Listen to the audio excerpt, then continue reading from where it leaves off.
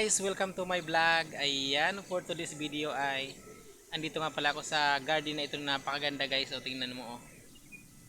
Napakaganda ng aking background. Ayan.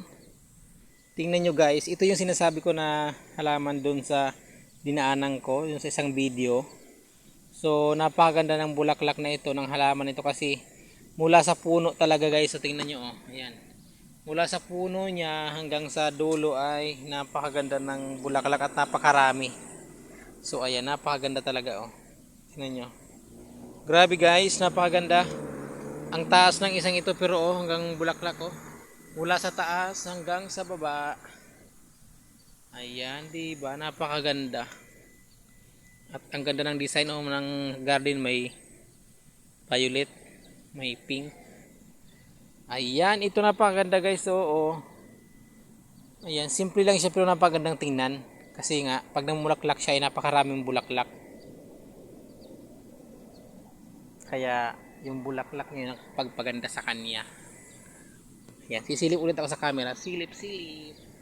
May. Ayan, paki-share po and syempre paki-follow and subscribe. Share, share. So, ayan na guys. Ang ganda, di ba? Ang ganda-ganda ng bulaklak na ito. So, ayan, huwag po natin kalimutan mag follow and mag-subscribe sa aking channel guys. At syempre paki-share na rin po kung nagustuhan nyo ang aking video. Ayan, thank you for watching.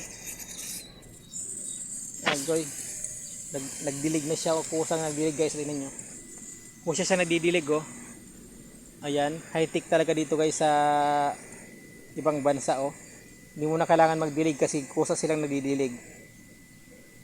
Ayan, kaya matataba yung mga halaman tsaka yung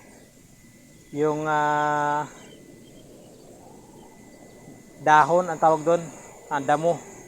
Mataba kasi o tingnan mo, every 6 hours nagdidilig siya. Ayan, thank you for watching and God bless.